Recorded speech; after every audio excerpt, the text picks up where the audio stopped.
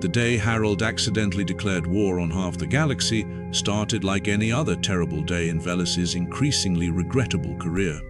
She was 3 sectors away, enjoying what passed for a lunch break, when her communication device vibrated with the specific pattern that meant someone somewhere had done something catastrophically stupid and her boss was about to make it her problem. Velis, the jellyfish-like officer whose pearlescent lavender-gray skin and 3 pale gray eyes arranged in a perfect triangle on her face usually projected an air of serene competence, felt her tentacle hair frills immediately curl inward. That particular vibration pattern meant high command protocols had been triggered, which meant security breaches, which meant Lirion was already en route, which meant she had approximately 8 minutes to fix whatever disaster had occurred before her perpetually disappointed supervisor arrived to stare at her with those pale cyan blue eyes that somehow conveyed both "I expected better" and "Why do I employ you" simultaneously. The message was brief and unhelpful.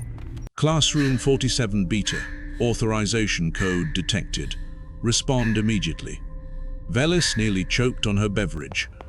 Authorization codes were the kind of thing that appeared maybe once every dozen years, usually during planned drills that everyone knew about weeks in advance. Unplanned authorization code detections meant either someone was attempting a military coup or the security system had finally achieved sentience and decided to make everyone's lives difficult. She was desperately hoping for the latter. The university's main academic building came into view as Velis's transport pod descended. The structure was beautiful in that specific way. Institutional buildings tried to be all-sweeping architecture and ambient lighting that made everything look vaguely important. Normally the building hummed with activity, students and faculty moving between classes in that peculiar organized chaos unique to educational facilities. Today, the building was sealed tighter than a military bunker. Massive bulkhead doors had descended over the main entrances. Through the tall windows, she could see aliens frozen in the corridors, looking confused and mildly annoyed in that way people do when their routine gets interrupted by someone else's emergency. Velis spotted what looked like a reptilian student pressing their face against the glass, breath fogging the surface. Fantastic. Witnesses. Velis landed at the security entrance and pressed her palm against the scanner. The door opened with a reluctant hiss, as if it too knew she was about to have a very bad day. The interior corridor stretched before her, walls painted in deep teal with golden accent lighting strips running along the floor. Normally, this hallway featured a steady stream of foot traffic. Now it was empty, except for a single maintenance technician, some kind of insectoid species, who was examining a wall panel with the slow, deliberate movements of someone pretending to work while actually trying to figure out what the emergency was. The technician's antennae poked up when Velis passed, compound eyes tracking her movement. Velis kept her expression carefully neutral and her pace brisk. Showing uncertainty in front of witnesses was how rumors started, and rumors were how performance reviews went from adequate to "we have concerns about your leadership capabilities." Her tentacle frills were betraying her though, curling and uncurling with stress. She forced them to stillness. Classroom 47 Beta was on the 3rd level, which meant taking the ramp system through the atrium. The university's central hub was an architectural marvel, all vaulted ceilings and rose gold lighting that made the space feel warm and welcoming. Multiple levels connected through a series of elegant ramps, and normally the space echoed with conversation and the shuffle of feet. Today it was silent, except for the low hum of the building's environmental systems and the distant sound of someone testing a sealed door. Velis climbed the ramp quickly, passing benches made of polished, dark, wood-like material where students normally studied. A few bags and data devices had been abandoned mid-use, their owners presumably stuck on the wrong side of a security barrier somewhere. She reached the 3rd level and turned down the corridor toward Classroom 47 Beta. Ahead, she could see the distinctive glow of active security barriers bracketing the doorway. The classroom itself was visible through the open door, a spacious, tiered lecture hall with curved seating and large wall panels displaying star charts and treaty documentation. Warm amber lighting made the bronze-toned floors gleam. Inside the classroom, Velis could see perhaps 20 students still seated, looking bored and trapped in equal measure. A tall, insectoid professor stood at the front, mandibles clicking in what was probably irritation, explaining something to a student in the front row. The student in question was human. Velis felt her bioluminescent lines flicker. Of course it was a human.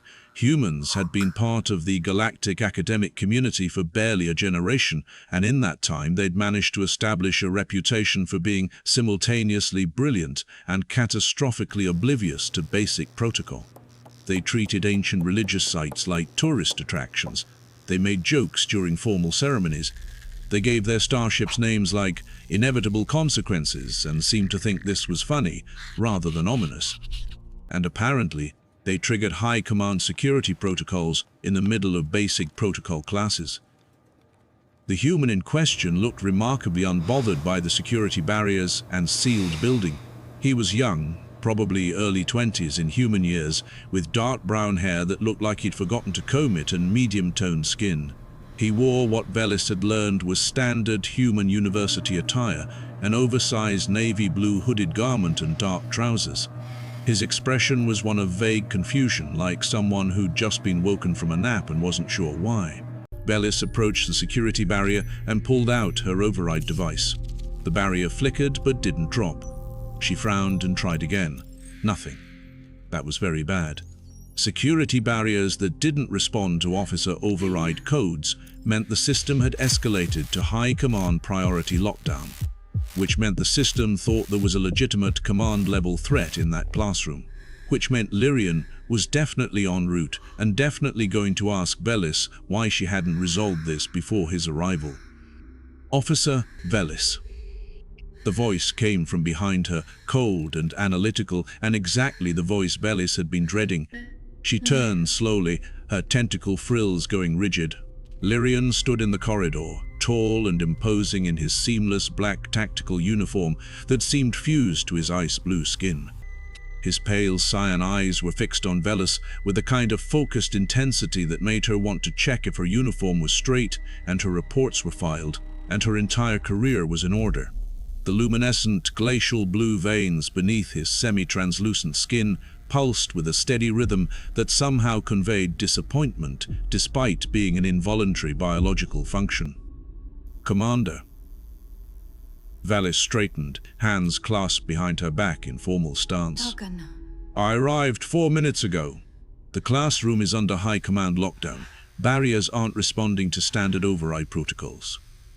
Lirion's gaze moved from Velis to the classroom beyond, his expression unchanged. His elongated fingers pressed together at the tips, in that way he did when calculating probabilities and finding them all unfavorable. Explain the trigger. Authorization code detection, sir. The security system flagged symbols in the classroom as high command military script. In a basic protocol class. Lirion's tone suggested this was somehow less believable than spontaneous combustion. Yes, sir. Demonstrate your override attempt. Velis turned back to the barrier and activated her override device again, running through the full security sequence. The barrier flickered weakly, but remained active. Behind her, she could feel Lirion's presence like a cold, analytical weight, probably already composing the incident report that would tank her performance evaluation. The system has escalated beyond standard security protocols, Velis said, keeping her voice level. It's classified this as a command-level event, which would require someone inside that classroom to have accessed ancient military authorization codes. Lirion stepped forward, his analytical eyes scanning the room's occupants. Do any of those students look like legendary military commanders to you, Officer Velis? Velis's tentacle frills wanted desperately to curl in embarrassment. No, sir. Then perhaps we should investigate why our expensive security system thinks otherwise. Lirion produced his own override device, this one with command-level clearance that made Velis's look like a child's toy. He pressed it against the barrier control panel and entered a sequence that probably cost more than Velis's annual salary and security clearance. The barrier flickered, wavered, and finally collapsed with a sound like disappointed air. Lirion walked into the classroom without waiting for Velis. She followed quickly, noting how the students all sat up straighter as the ice blue commander entered. The insectoid professor's mandibles stopped mid-click. Who triggered the security alert? Lirion's voice carried across the lecture hall with perfect clarity. The professor gestured with one chitinous arm toward the human in the front row. This student, Commander. The security system scanned his notes and activated lockdown protocols. Lirion turned his attention to the human, who was now looking between the two officers with the dawning awareness that perhaps something unusual was happening. Stand. The human stood, nearly knocking over his chair in the process. He caught it with one hand and straightened it carefully, then stood at a sort of relaxed attention that would have horrified any proper military instructor. Name, Lirion said. Harold. Harold? Harold what? Just Harold. The human paused. I mean, I have a last name, but you said name, singular, so I wasn't sure if you wanted both or show me your notes. Harold blinked, then reached for the notebook on his desk. It was a physical paper notebook, because humans still used those despite having access to digital recording devices. He held it out toward Lirion with the careful uncertainty of someone offering food to an unpredictable animal. Lirion took the notebook with his elongated fingers and examined the page. His luminescent veins pulsed slightly brighter. Velis risked a glance over his shoulder and felt her 3 eyes widen. The page was covered in symbols, not galactic standard script, not any modern language she recognized. The symbols were angular and geometric, pressed into the paper with what looked like simple pen strokes. They looked ancient. They looked precise. They looked exactly like the kind of thing that would trigger high command security protocols. Where did you learn this script? Lirion asked, his tone perfectly neutral in that way that meant he was either very calm or very close to having someone court-martialed. Harold looked at the notebook, then back at Lirion. Learn it? I didn't learn it. I was just doodling. Velis felt her bioluminescent lines flicker involuntarily. You were doodling, Lirion repeated slowly, in ancient Sumerian cuneiform. Is that what that is? Harold peered at his own notebook with interest. I saw something like it in a museum once when my class took a field trip. There was this clay tablet thing behind glass. Looked cool, so I remembered some of the shapes. Lirion's fingers pressed together at the tips again. The glacial blue veins in his hands pulsed. You're telling me you memorized a Dead Earth language from a single museum visit and reproduced it accurately enough to trigger military-grade security protocols? I mean, I wouldn't say accurately. Harold gestured at the page. I was mostly just drawing boxes and triangles. The lecture was really boring. No offense, he added to the professor, who clicked his mandibles in what was definitely offense. These boxes and triangles, Lirion said, holding up the notebook, form a command sequence authorizing military strikes against 3-star systems. Harold's face did something complicated. That seems bad. Yes, I definitely didn't mean to do that. Clearly. Velis watched the exchange with the growing certainty that this was going to be the incident referenced in every security training seminar for the next decade. Commander, if I may, the human obviously has no knowledge of military protocols. This appears to be an unfortunate coincidence. We can file this as a false alarm, and we can't file anything until the security system accepts the all clear, Lirion interrupted, which it won't do until it's satisfied the threat has been neutralized. He turned back to Harold. Stop drawing. I'm not drawing right now. Don't draw anything else. Okay. Particularly don't draw any more Sumerian symbols. I don't even know which ones are Sumerian and which ones are just boxes. Lirion's veins dimmed slightly, which Velis had learned was his equivalent of a heavy sigh.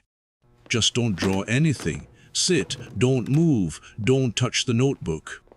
Harold sat obediently, hands in his lap. Lirion turned to Velis, his pale cyan eyes conveying the specific kind of exhaustion that came from dealing with problems that shouldn't exist. Contact System Administration. We need to manually override the threat classification. This is going to require authorization forms in triplicate and probably a formal review board. Velis pulled out her communication device, already dreading the paperwork. Yes, sir. Behind them, Harold shifted in his seat. Velis heard the small sound of paper rustling. She turned. Harold had picked up his pen. He was fidgeting with it, rolling it between his fingers in that absent way humans did when they were nervous or bored. Keep him unaware for now. As he fidgeted, the pen traced a small line on the edge of his notebook page. Just a small mark. Barely noticeable except to the security sensors embedded in every surface of the university. The building's environmental systems changed pitch. Somewhere distant, Velis heard the sound of additional barriers deploying. Her communication device vibrated urgently with a new alert message. She looked at the display and felt every one of her tentacle frills go perfectly rigid. Invasion protocol activated, the message read. High Command authorization detected. Deploying defensive measures. All personnel report to stations. Lirion slowly turned to look at Harold, who was still holding his pen, frozen in the act of drawing what looked like a small wedge shape in the margin of his notebook. I told you not to draw, Lirion said quietly. I wasn't drawing, I was fidgeting, Harold protested. There's a difference. Apparently not to our security system.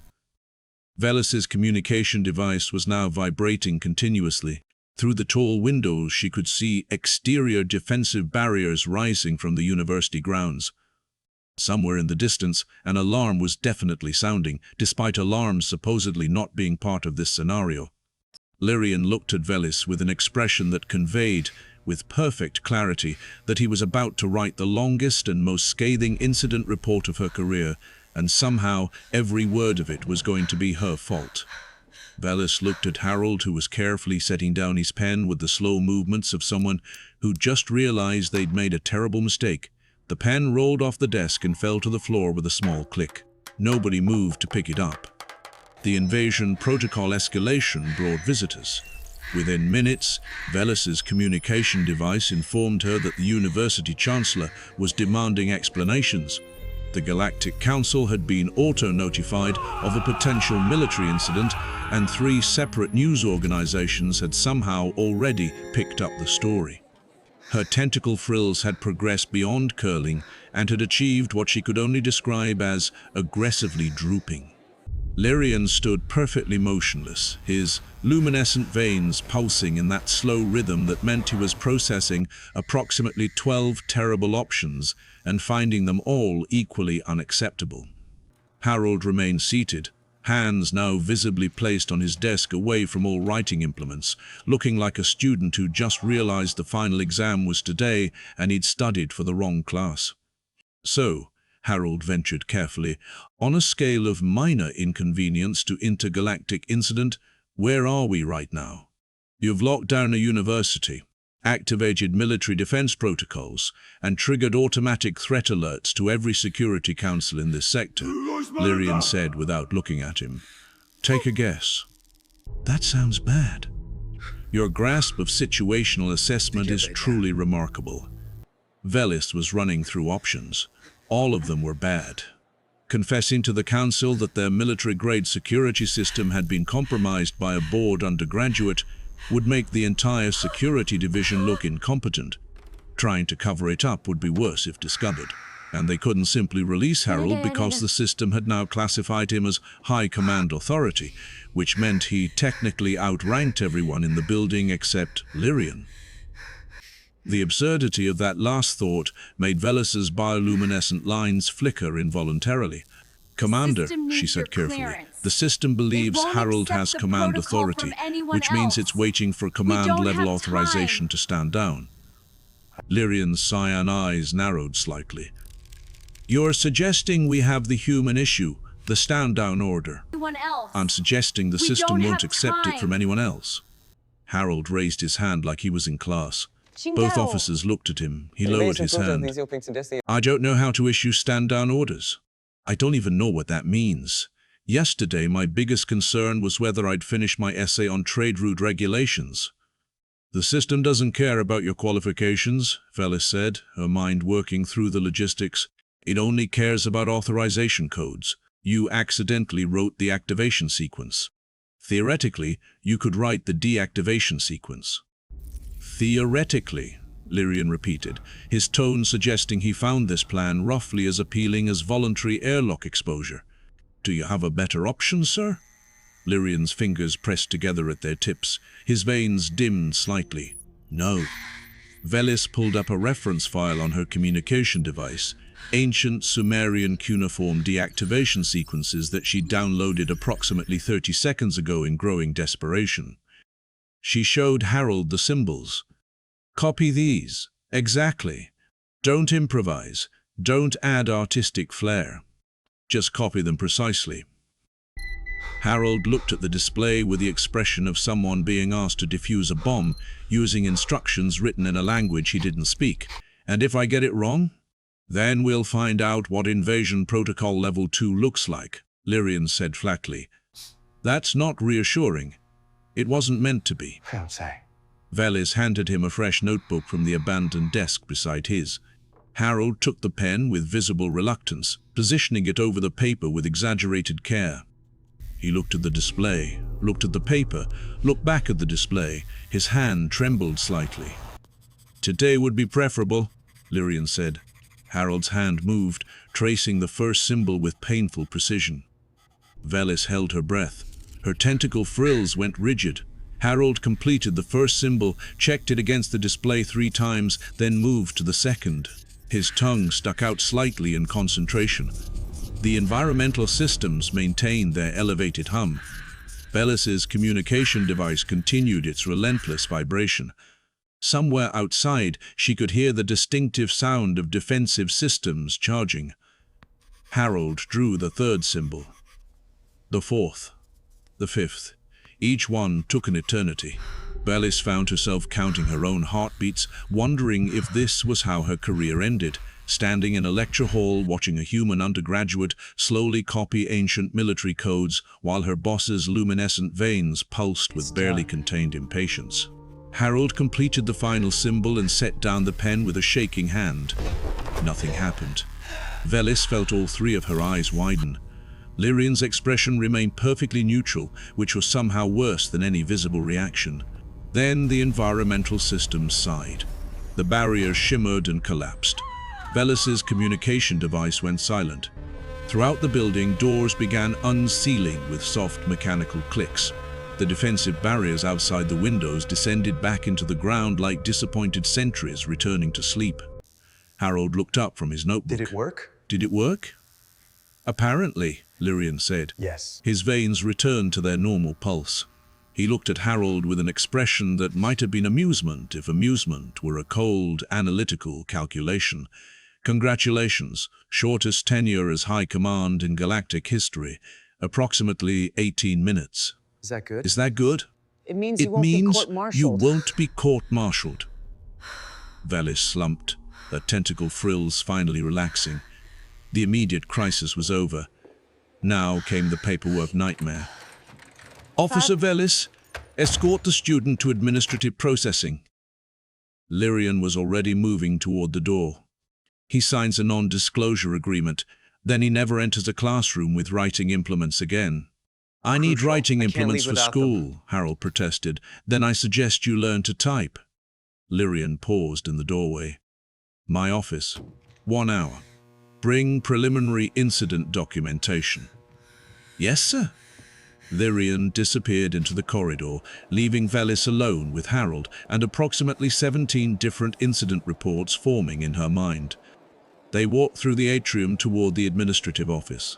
The university had returned to normal chaos, students moving between levels, conversation echoing off vaulted ceilings. Velis delivered Harold to a bureaucrat who processed his non-disclosure agreement with the weary efficiency of someone who'd seen too many human-related incidents this semester. Harold signed. The bureaucrat stamped. Velis escorted him back to the atrium. Am I allowed to go to my next class? Harold asked. You're allowed to go anywhere that doesn't have historical artifacts or ancient languages. So, not history class. Especially not history class. Harold nodded, hands in his pockets. For what it's worth, I really didn't mean to declare war on anyone. Somehow that doesn't make the paperwork shorter. Right. Harold hesitated. Can I ask one question? What? Velis's tentacle frills twitched. What? That museum I went to. The one with the clay tablet. Harold gestured vaguely. Should someone probably tell them their exhibit accidentally contains invasion authorization codes? Velis stared at him. Her bioluminescent lines flickered. Her 3 pale grey eyes widened in synchronized horror as she processed the implications.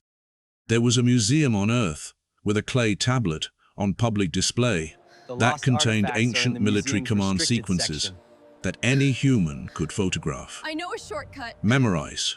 Reproduce. Which one? Let me think. Harold was still standing there, looking pleased with himself for being helpful. Which museum? Velis said slowly. The Metropolitan History Museum in the North American sector? Stop. They have a whole section on ancient civilizations. Harold's expression brightened. Oh, and there's a smaller collection in the European sector too, and I think there's one in the Asian Cultural District. My professor mentioned them in our introductory lecture about Earth history. Velis's tentacle frills began to curl again, tighter than before. Multiple museums, she said faintly. Yeah, Sumerian stuff is pretty popular. Lots of clay tablets with the wedge writing. Really photogenic. Harold pulled out his personal communication device. I think I have some pictures from the museum visit if you want to see. What? No. Velis's hand shot out faster than she'd known she could move, gently but firmly pushing Harold's device back toward his pocket. No pictures, no sharing, no posting on human social networks. Oh, I already posted them last month. Got like 40 likes. The atrium seemed to tilt slightly. Velis wasn't sure if it was her vision or if the universe itself was rejecting this information. You posted photographs of ancient military command sequences on public social networks, Velis said, her voice carefully controlled. I mean, I posted museum pictures. I didn't know they were military anything. I just thought they looked cool. Harold's expression shifted from helpful to concerned. Is that bad? Velis pulled out her communication device with hands that had progressed beyond shaking into some new territory that didn't have a name yet. She opened a message to Lirion. How bad? Harold asked, watching her type. Remember how you asked about the scale from minor inconvenience to intergalactic incident? No. Velis didn't look up from her device. Yeah? We've discovered a new category. It's called Catastrophic Security Nightmare with Viral Distribution Potential. That sounds worse than Intergalactic Incident. Congratulations on your continued excellence in situational assessment. Velis finished her message to Lirion, which consisted primarily of the phrase, we have a significantly larger problem, followed by several pieces of information she suspected might cause his luminescent veins to pulse so brightly he'd be visible from orbit. Harold shifted his weight. Should I delete the post? Deleting it now won't help if anyone else already saved the images. Velis's tentacle frills were doing things she didn't know they were capable of. How many followers do you have? Like 300? Mostly classmates and people from home. 300 humans, potentially 300 humans with access to photographs of ancient military command codes. Velis had a sudden vision of her future consisting entirely of emergency response calls and incident reports. Go to class, Harold. But go to class now. Don't take pictures of anything. Don't draw anything. Don't look at anything historical. Harold fled. Velis stood in the middle of the atrium, surrounded by the peaceful hum of university life, and contemplated a career change. Maybe something quiet, something low stakes, maybe data entry or waste management. Anything that didn't involve humans and their terrifying combination of curiosity and complete lack of threat assessment. Her communication device buzzed. Lirion's response appeared. Received your message, already escalating to council level. Prepare for extended emergency protocols. Also prepare for the worst performance review meeting of your career. My office. 30 minutes. Velis looked up at the vaulted ceiling, at the rose-gold lighting and elegant architecture, at the nebula visible through distant windows. Somewhere out there, the galaxy continued its peaceful rotation, blissfully unaware that a human undergraduate had just weaponized a museum field trip. She began walking toward Lirion's office, already mentally composing her resignation letter as a backup plan. Behind her, normal university operations continued. Students rushed to classes, professors prepared lectures. Somewhere, Harold was probably sitting in his next class, completely unaware that he'd just become the most dangerous person in the sector. Velis decided she needed a vacation, a long vacation, on a planet with no humans, no museums, and absolutely no writing implements of any kind.